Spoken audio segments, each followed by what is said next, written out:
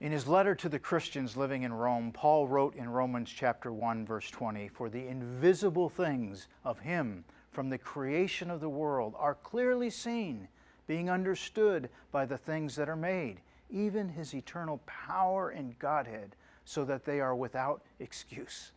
Paul was saying God uses what is visible to teach about what is invisible. And even though I had read the Bible many times, I had no idea, did you, that there's a tabernacle in heaven? Well, one day I discovered that there is a holy tabernacle in heaven, the very one that God provided the pattern for the Israelites' earthly tabernacle in the wilderness.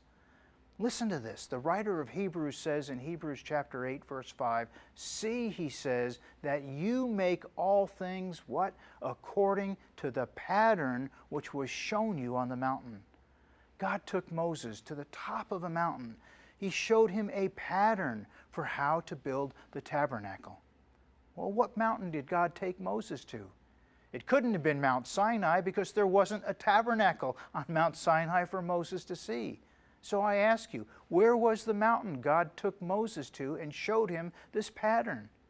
Well, I believe God took Moses to heavenly Mount Zion. In a vision or in reality, I don't know, but God showed Moses the temple in heaven. And then he said, according to Exodus 25, "Let them," God speaking to Moses said, "Let them construct a sanctuary for me, that I may dwell among them, according to all that I'm going to show you, Moses, as the pattern of the tabernacle and the pattern of all its furniture, just so you shall construct it." In other words, God said, do it just like you see here. Wow! It's amazing to me. There's an actual tabernacle in heaven that was used as a pattern, as a blueprint for Moses to build and construct the tabernacle here on earth. There must be something God wants us to know about the tabernacle that's very important to Him and therefore important to us. So many people talk about the tabernacle being an Old Testament experience and example. Well, I ask you this, if it was, why is there a tabernacle in heaven? And why did God say to Moses, build one here on earth that looks exactly like the one that's here in heaven? Yes, there is some pretty deep meaning to what the tabernacle has for you and I. And tomorrow we're going to continue to explore those mysteries of the tabernacle.